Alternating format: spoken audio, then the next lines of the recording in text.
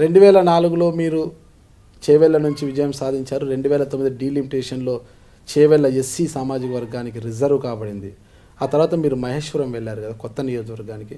అంటే ఆ కొత్త నియోజకవర్గంలోకి అడుగు పెట్టిన వెంటనే అంటే మీరు అక్కడ గెలుస్తామన్న ధీమా మీకు వచ్చిందా? అంటే ఆ రోజు రాజశేఖర్ రెడ్డి గారు తీసుకున్న స్కీమ్స్ కావచ్చు, ఆ రోజు కాంగ్రెస్ పార్టీకి ప్రజలలో ఉన్న ఆదరణ కావచ్చు. అఫ్కోర్స్ ఆ కాన్స్టిట్యున్సీ బేసిక్గా టీడీపీకి బేస్ ఉన్న కాన్స్టిట్యున్సీ. నాకు ఒక ధైర్యం అంతే, రాజశేఖర్ రెడ్డి గారు ప్రజారంజక పాలన చేశారు, ప్రజలకు అనుకూలమైన నిర్ణయాలు చాలా తీసుకున్నారు, డెఫినెట్గా విజయం సాధిస్తాననే నమ్మకంతోనే పోయింది. అంటే మహేశ్వరంలో ఎంత మెజార్టీ వచ్చిందంటారు మీకు? 8,500. 8,999. అంటే చేవెళ్ళలో 42,000 అంటే 32,000 ఉప ఎన్నికల్లో అది 42,000కు పెరిగింది. ఇక్కడికి వచ్చేకే మరీ ఇంత డ్యామేజ్ కావడానికి కారణం? మీరు ఇదే ఇదిగా మాట్లాడుతున్నారు. చేవెళ్ళ మాకు 30 సంవత్సరాల నుండి మా ఇల్లు అది. ఇంద్రారెడ్డి గారు రాజకీయంగా బీజం వేసింది అక్కడనే, నేను రాజకీయంగా నిలదొక్కున్నది అక్కడనే, అది ఒక మా ఇల్లు. మహేష్ నియోజకవర్గం నేను కొత్తగా ఒక నెల రోజుల ముందు పోయినాను, అది కొత్త కాన్స్టిట్యున్సీ కంప్లీట్గా, దానికి దీనికి తేడా ఉండదండి. ఓకే, మీ ప్రకారం ఏమైపోతుంది అంటే చేవెళ్ళలో కేవలం ఇంద్రారెడ్డి గారి చరిష్మాతోనే గెలిచారు తప్పితే సబితా ఇంద్రారెడ్డి గారు సాధించేటి ఏమిటి లేదంటారా? 100% ఇంద్రారెడ్డి గారి చరిష్మాతోనే గెలిచాను అనుకుంటా నేను. అంతే, మీరైతే మీ వ్యక్తిగత చరిష్మా అంటూ ఏం లేదంటారు? 32,000 ఓట్లతో మెజార్టీతో గెలిచాను ఇంద్రారెడ్డి గారి చరిష్మాతో. రెండోసారి నా గెలుపు నాకు ఇంద్రారెడ్డి గారి చరిష్మా ఉంది, పార్టీ ఉంది, నా కష్టం కూడా ఉంది. 46,000 అయినామని. మరి మీ కష్టాన్ని గుర్తించింది అంటే మీ నియోజకవర్గ ప్రజలే కాకుండా రాష్ట్ర ప్రజలందరూ గుర్తించుంటారు. మీరు ఒక మంత్రిగా, గనుల శాఖ మంత్రిగా మీరు ఏం చేశారు అనేది, ఒక ఎమ్మెల్యేగా మీరు ఉండేది 2004లో, 2009 వరకు మంత్రిగా పనిచేశారు. అంటే మంత్రిగా ఒక రాష్ట్రానికి మంత్రి, ఉమ్మడి రాష్ట్రం అప్పుడు ఒక రాష్ట్రానికి మంత్రిగా పనిచేశారు. మీ కష్టాన్ని అందరు ప్రజలు గుర్తించుంటారు. అదే పార్టీ బలం మీకుంది. అలాంటప్పుడు మీ కష్టాన్ని గుర్తించినప్పుడు, పార్టీ బలం మీకున్నప్పుడు చేవెళ్ళతో పోల్చుకుంటే ఒక 20,000 మెజార్టీ అయినా రావాలి ఇక్కడ. అలాంటిది మహేశ్వరంలో 8,000 మెజార్టీకి పడిపోవడానికి గల కారణం. మహేశ్వరం కాన్స్టిట్యున్సీలో నేను పోయినప్పుడు, పోటీ చేయడానికి పోయినప్పుడు సర్వే రిపోర్ట్స్ ఎలా ఉన్నాయంటే మేము 3rd ప్లేస్ కాంగ్రెస్ పార్టీగా. నేను వెళ్ళి అక్కడ పోటీ చేశానంటే డెఫినెట్గా నా మంచితనం గుర్తించుంటారు, పార్టీ గుర్తించుంటారు, కాబట్టి గెలిచి వచ్చాను. అంటే 2 సార్లు మీరు మంత్రిగా పనిచేశారు కదా, అంటే ఒకసారి ఎమ్మెల్యేగా, అంటే 2 సార్లు చేవెళ్ళ ఎమ్మెల్యేగా, మరొకసారి మహేశ్వరం ఎమ్మెల్యేగా పనిచేశారు, 2 సార్లు మంత్రిగా పనిచేశారు. 2 సార్లు మంత్రిగా పనిచేసిన మీకు అంతటి, మీ కుటుంబానికి అంతటి ఆదరణ ఇచ్చిన చేవెళ్ళకు మీరు ఏం చేశామంటారు? చేవెళ్ళలో ఏ అభివృద్ధి కార్యక్రమం చేసినా మా కుటుంబం చేసిందేనండి. నిజమే మీరు అన్నారు. ఇప్పుడు మా కుటుంబాన్ని ఎంత ఆదరించిన చేవెళ్ళ రుణం తీర్చుకోవాలనే దాంట్లో భాగంగానే చేవెళ్ళ ప్రాణహిత ప్రాజెక్ట్. అక్కడ రైతులకి మేము రుణం తీర్చుకోవాలి, ఏదో ఒకటి చేయాలనే ఆలోచనతో ఆ రోజు ఆ ప్రాజెక్ట్కి రూపకల్పన చేసినాం. సరే, ఇవన్నీ ఒకెత్తైతే జనరల్ డెవలప్మెంట్స్ విలేజ్లకు కావాల్సినవి కానీ, డెవలప్మెంట్ కాన్స్టిట్యున్సీవి, కాలేజీలు అనుకోండి, స్కూళ్ళు అనుకోండి, అన్ని డెవలప్మెంట్, రొటీన్ డెవలప్మెంట్స్ అయినా కూడా ఏదో ఒక ప్రాధాన్యత గల తీసుకొచ్చి చేయాలనే ఆలోచనతోనే చేవెళ్ళ ప్రాణహిత ప్రాజెక్ట్ మొదలుపెట్టాం. భవిష్యత్తులైనా దాన్ని తప్పకుండా సాధించుకుంటాం, ఆ ప్రాంత ప్రజల రుణం తీర్చుకుంటాం. అన్నీ చేశామంటున్నా మీరు. అంటే మీకు శంకరంపల్లి ఉంది, మీ చేవెళ్ళ కాన్స్టిట్యూషన్. శంకరంపల్లిలో ఉన్న వసతులు కూడా కాన్స్టిట్యూషన్ హెడ్ క్వార్టర్ అనే చేవెళ్ళలో లేవు అంటున్నారు కదా. అంటే ఎలాంటి వసతులు? పెద్ద టౌన్ శంకరపల్లి. అవును, చేవెళ్ళలో అదే కాన్స్టిట్యూషన్ హెడ్ క్వార్టర్ అయినా చేవెళ్ళ అంత అభివృద్ధి కాలేదు. చేవెళ్ళ విలేజ్ చిన్న విలేజ్ అండి, అది 4,000 జనాభా ఉంటుంది, చిన్న విలేజ్. అది ఆ విలేజ్ని హెడ్ క్వార్టర్ చేసాను. మళ్ళీ దాన్ని అభివృద్ధి చేయాల్సిన అవసరం మంత్రిగా మీకు ఉంటుంది. అంటే ఎలాంటి అభివృద్ధి చేయాలి? అంటే ఎలాంటి కార్యాలయాలు కావచ్చు, కాలేజీలు కావచ్చు, పరిశ్రమలు కావచ్చు, ఏదైనా తీసుకురావచ్చు కదా. కాలేజ్ లేదా అక్కడ? అంటే ఒక కాలేజే కాదు, పరిశ్రమలు కావచ్చు, ఇతర ఉపాధి మార్గాలు కావచ్చు, ఏవైనా కూడా. సిటీకి ఇంత దగ్గర ఉన్నప్పుడు పరిశ్రమలు తీసుకురావాలన్నప్పుడు సిటీ సరౌండింగ్లోనే అటెన్షన్ ఇస్తారు. ఎస్, ఆ ప్రయత్నం కూడా చేశాను నేను. ఆర్లూరులో ల్యాండ్ తీసుకొని, ఒక 1000 ఎకరాలు తీసుకొని పరిశ్రమలు స్థాపించాలనే ప్రయత్నం చేశాను. బట్ ఆ ల్యాండ్ ఏదైతే తీసుకుంటామో అది వక్ఫ్ బోర్డుకు సంబంధించిన ల్యాండ్. ఒకే దగ్గర గవర్నమెంట్ ల్యాండ్ కూడా అక్కడ లేదు, అంత రైతులకు సంబంధించిన ల్యాండ్సే. ఒక పాకెట్లో ఏదైనా తీసుకొని ఏదైనా ఇండస్ట్రీ పెట్టుకోవాలని ట్రై చేయాలనుకున్నా కూడా అక్కడ అంత ల్యాండ్ లేదు ఒకే దగ్గర పాకెట్లో. ఒక ముడిమేళలు ఉందంటే అంత ఫారెస్ట్ ల్యాండ్. లాస్ట్కు ఆలూరులో కొంత ల్యాండ్ ఏదైనా ఉంది అని తీద్దామని తీస్తే అది వక్ఫ్ బోర్డ్ ల్యాండ్ అని వివాదంలో పడి చేయలేకపోయినాను. ఒక ప్రాజెక్టు, ఒక ఇండస్ట్రీ తీసుకురావాలని ట్రై చేస్తున్నాను, ఈ ప్రాజెక్టు కూడా తీసుకొచ్చాను. కాలేజీలు ఉన్నాయండి మా దగ్గర, కాలేజీలు ఎందుకు లేవు? అన్నిటికన్నా ముఖ్యంగా మా చేవలకు మేము నోట్లో నాలుకలాగా మెలిగాము. అవసరం ఉన్నప్పుడు చేతుకు కట్టెలాగా మిగిలాం, అవసరం ఉన్నప్పుడు కాలుకు చెప్పులాగా కూడా పనిచేసాం.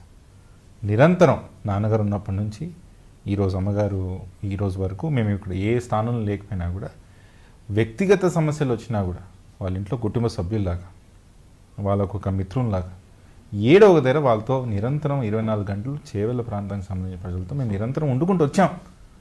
అభివృద్ధితో పాటు వాళ్ళ కుటుంబంలో ఒక భాగస్వాములుగా మేము పనిచేసాం వాళ్ళతో పాటు. మాకు సాటిస్ఫాక్షన్ చాలా ఎక్కువ ఉందన్న. మీరు చేవెళ్ళ కాన్స్టిట్యున్సీ అన్నారు. చేవెళ్ళ కాన్స్టిట్యున్సీ అంటే అప్పుడు ఏవేవి వచ్చాయండి? చేవెళ్ళ, శంకరపల్లి, మోయినాబాద్, రాజేంద్ర నగర్, శంషాబాద్, రాజేంద్ర నగర్, మోయినాబాద్ ఇవన్నీ చేవెళ్ళ పార్టే కదండి. మీరు అడుగుతున్న 2 చేవెళ్ళ, శంకరపల్లి, వాటిని కూడా చేయాలని ప్రయత్నం చేసినాం. ఎస్, ప్రాణహిత చేవెళ్ళ తీసుకొస్తే బేసిక్గా అక్కడంతా కూడా అగ్రికల్చర్ ఫార్మర్స్ ఎక్కువగా ఉంటారు కదా చేవెళ్ళలో, కాబట్టి ప్రాణహిత చేవెళ్ళ తీసుకురావాలని ప్రయత్నం చేసినాం. చేవెళ్ళ కాన్స్టిట్యున్సీ అంటే ఒక చేవెళ్ళ మండలం ఒకటే కాదు, ఇవన్నీ కూడా చేవెళ్ళ ప్రతిపక్షాలు మాత్రం అంటే అధికార పక్షం కావచ్చు, ఇతర టీడీపీ నాయకులు కావచ్చు, మిగతా అప్పట్లోని ప్రతిపక్షాలు కావచ్చు, కొంతమంది ప్రజలు కావచ్చు, కేవలం ఇంద్రారెడ్డి గారి చరిష్మాతో వాళ్ళు గెలిచారు తప్పితే చేవెళ్ళకి వాళ్ళు చేసింది ఏమీ లేదంటున్నారు కదా. ప్రతిపక్షాలు ఏదని చెప్తారండి. ఇంత కాంగ్రెస్ పార్టీకి ఇబ్బంది కలిగిన రోజుల్లో కూడా మా ఎమ్మెల్యే మేము గెలిపించుకొచ్చాం కదా చేవెళ్ళలో. నిజంగా అదే ఎమ్మెల్యే మీకు బోడిగుండు కొట్టి టీఆర్ఎస్లోకి వెళ్ళిపోయాడు కదా. ఇక మీరు ఆ ఎమ్మెల్యేకి అడగండి ఎందుకు వెళ్ళిపోయాడు అనేది. ఇప్పుడు చేవెళ్ళ ఎస్సీ కాన్స్టిట్యూషన్, ఎస్సీ సామాజిక వర్గానికి రిజర్వ్ కావడంతో యాదయ్య అనే ఒక మీకు సంబంధించిన కార్యకర్తకి టికెట్ ఇప్పించి మీ మద్దతుతోనే గెలిపించుకున్నామని మీరు అంటున్నారు. అదే యాదయ్య గారు మిమ్మల్ని వీడి ఎందుకు టీఆర్ఎస్లోకి వెళ్ళిపోయారు? సమాధానం మీరు ఆయన్ని అడగాల. ఎందుకు వీడిపోవాల్సి వచ్చింది? అలాంటి పరిస్థితి మీరు ఏమైనా కల్పించారా వెళ్ళేలా? అది ఆయనే చెప్పాలండి. అలాంటి పరిస్థితి మేము కల్పించామా, ఆయన ఎందుకు పోయాడన్నది ఆయనే చెప్పాలి. ఆయన గెలిపించింది మీరే కదా. అదే ఒక వ్యక్తి యొక్క అంటే మెంటాలిటీ అనేది తెలుసుకోకుండా ఆ వ్యక్తిని తెచ్చి మీరు గెలిపించింది కాంగ్రెస్ పార్టీ. నాగరాజు గెలిపించింది కాంగ్రెస్ పార్టీ అజెండా అని చేయాలలో. మరి అలాంటప్పుడు యాదయ్య గారు మిమ్మల్ని వీడెందుకు? అదే యాదయ్యతో పాటు మంగళి బాలరాజు కూడా మిమ్మల్ని వీడంటే మీ హయాంలోనే సర్పంచ్గా పనిచేశారు, జెడ్పీటీసీగా పనిచేశారు, ఇప్పుడు ఎంపీపీ కొన్నారు. వాళ్ళ భార్య ఎమ్మెల్యే గురించి అడిగారు. ఓకే, ఆయన గురించి అంటే మీ మద్దతుదారుడుగా మెలుగుతూ మీ కుటుంబ సభ్యుల్లో ఒకరుగా ఉంటూ మీ మద్దతుతోనే గెలిచారు. అంటే ఇలాంటి ఒక్కొక్క నాయకుడు వెళ్ళిపోతున్నారు కదా. అంటే మంగళి బాలరాజు వెళ్ళడానికి కారణాలు ఏంటంటారు? పోవచ్చండి, వాళ్ళ వ్యక్తిగత స్వార్థం కోసమో వాళ్ళ ఇంట్రెస్ట్ కోసమో పోయి ఉంటారేమో. మేమేం చేస్తాం దానికి? ఈరోజు మేము పదవిలో లేం కాబట్టి ఇంకా ఏదైనా ఆశించిపోయి ఉంటారేమో, దానికి మేమేం చేస్తాం? ఇప్పుడు మీరు వాళ్ళ గురించి ప్రస్తావన వద్దన్నా కూడా ప్రజలకు చాలా అవసరమైన సంభాషణ అనమాట. అంటే బాలరాజు గారు ఎందుకు వెళ్ళారు? ఒక నిమిషం, ఆయన బాలరాజు గారి ఫ్యామిలీకి మేము అన్యాయం చేసింది లేదు. ఆయన ఎంపీపీ ఉన్నాడా ఇప్పుడు? ఆయన భార్య సర్పంచ్ ఉందా? ఎవరి వల్ల అయ్యారని అడగండి. మరి ఎందుకు పోయాడనేది ఆయన చెప్పుకోవాలి, నేనెట్లా చెప్తాను? అంటే మీరు మద్దతు ఇచ్చి గెలిపించుకున్నా మిమ్మల్ని వీడి వెళ్ళడానికి గల కారణాలు ఏంటంటే ఈరోజు మేము పదవిలో లేం కదా, అందుకే వెళ్ళాడేమో. అంతగానే ఎక్కువ ఏం చెప్పలేం. బహుశా అధికారులు మేము ఉండింటే మా ఇంటనే ఉండేవారు. అదొకటే రీజన్ అనుకుంటా. భవిష్యత్తులో మీరు అంటున్నారు కదా ఖచ్చితంగా 2019లో మేమే అధికారంలోకి వస్తామని. మీరు అధికారంలోకి వస్తే ఇదే బాలరాజు తిరిగి మీ పంచన చరిత్ర తీసుకుంటారా? తీసుకుంటామా? అప్పుడు ఆలోచిస్తాం. అంటే రాజకీయ అవసరాలను బట్టి ఆలోచిస్తారా లేదంటే వ్యక్తిగత? అప్పుడు ఆలోచిస్తామని చెప్పి. రాజకీయ అవసరాలను బట్టి ఆలోచిస్తారా? రాజకీయ అవసరాల గురించి రాజకీయం చేయమని ఇంకొకసారి చెప్తున్నానండి. అవకాశవాద రాజకీయాలు మా కుటుంబంలో లేవండి. మేము మమ్మల్ని నమ్ముకున్న వాళ్ళకి మేము మంచి చేసి రాజకీయాలు ఎందుకు చేయాలనుకుంటున్నారు? మీరు చెడు చేయలేదండి. రాజకీయాలు ఎందుకు చేయాలనుకుంటున్నారు? మీరు అవకాశం కోసమే చేస్తామని అందరిని అట్లా కట్టేయొద్దు అంటున్నాను. అందరు రాజకీయాలలో ఉన్న వాళ్ళందరూ ఇంకా దాంట్లో వెనకాల ఏదో ఉండే చేస్తామని ఒక ఆశయం కోసం, ఒక ఆకాంక్ష కోసం చేసినామని చేస్తున్నాం. అంటే మీ లక్ష్యం ఏమి రాజకీయాల్లో? మీ లక్ష్యము మీ కుమారుడు కార్తిక్ రెడ్డి గారి లక్ష్యం ఏంటి? అసలు రాజకీయాలు ఎందుకు చేస్తున్నారు? ఏమి సాధించాలని చేస్తున్నారు? మీ లక్ష్యం ఏమిటి? ప్రజల మధ్యలో ఉండాలి చివరి వరకు అనుకుంటున్నాం, అంతే. 10 ఉన్నా లేకపోయినా ఊరికే ప్రజల మధ్యలో ఉంటే అయిపోతుందా? ప్రజలకు ఏం చేయాలనుకుంటున్నారు? ఏం చేయలేదనేది మీరు చెప్పాలి నాకు. చేవెళ్ళ ఇప్పుడు నేను ఇప్పుడు అందుకే మిమ్మల్ని అడిగిన, చేవెళ్ళకి ఏం చేశారన్నప్పుడు చేవెళ్ళ, శంకర్పల్లి, మోయినాబాద్, రాజేంద్రనగర్, శంషాబాద్ ఇదంతా కాన్స్టిట్యున్సీ అంటే ఇదంతా డెవలప్ కాలేదంటారా? ఇవన్నీ ఏమి రాలేవంటారా? ఇక్కడ ఒక చేవెళ్ళ శంకర్పల్లి కాదు కదా మీరు చెప్పేది. ఒకేసారి మొత్తం మారుమూలకు తీసుకుపోయి డెవలప్ చేయలేం కదా, చేసుకుంటూ పోతాం కదా. ఏం చేయలేదని అడుగుతున్నామండి చేవేళ్ళకి. ఓకే, మాకన్నా ఎక్కువ ఇంకా బాగా వేరే వాళ్ళు చేస్తారని గెలిపించున్నారేమో ఇప్పుడు. ఓకే ఫైన్, వాళ్ళు మాకన్నా ఎక్కువ ఏం చేస్తారో చూస్తారు. ఒక చిన్న ఎగ్జాంపుల్ తీసుకుంటాం. ఇప్పుడు నవ్యాంధ్రప్రదేశ్ ఆంధ్రప్రదేశ్ రాష్ట్రం ఏర్పడింది. అమరావతి అనేది ఒక చిన్న కుగ్రామం. ఇటువైపు గుంటూరు, ఇటువైపు కృష్ణా జిల్లా అంటే విజయవాడ, రెండు కూడా అద్భుతమైన నగరాలు, చాలా డెవలప్మెంట్ సిటీస్ రెండు కూడా. అయితే మధ్యలో ఉన్న అమరావతిని రాజధానిగా ప్రకటించారు. అమరావతిని బేస్ చేసుకొని రాజధాని అమరావతి అంటున్నారు ఇప్పుడు. అంటే యువతల గుంటూరు డెవలప్మెంట్ అయింది, యువతల విజయవాడ డెవలప్మెంట్ అయింది. మధ్యలో ఉన్న రాజధానిగా ప్రకటించబడిన అమరావతి డెవలప్మెంట్ చేయకున్నా పర్వాలేదంటారా, చేయాల్సి ఉందంటారా? డెవలప్మెంట్ హెడ్ క్వార్టర్ డిక్లేర్ చేసుకున్నాక చేయాలి కదండి. మరి చేవల్ల హెడ్ క్వార్టర్ డిక్లేర్ చేసుకున్న తర్వాత చేవల్లలో ఏం చేయలేదనేది చెప్పాలండి నాకు. మీరు ఏం చేశారు మీరు చెప్పండి అంటున్నారు కదా. అంటే ఏం చేయలేదు, ఏం తక్కువ ఉంది ఇప్పుడు అక్కడ చెప్తే దాన్ని బట్టి నేను మాట్లాడతాను. మీరు ఏమి ఎక్కువ చేశారో చెబితే వింటామని నేను అంటున్నాను కదా. నేను చెప్తానన్నా. సరే, చేవలకు మేము పర్సనల్గా అంటే యాజ్ అ ప్లేస్గా మేము ఏం చేసామో నేను చెప్తాను.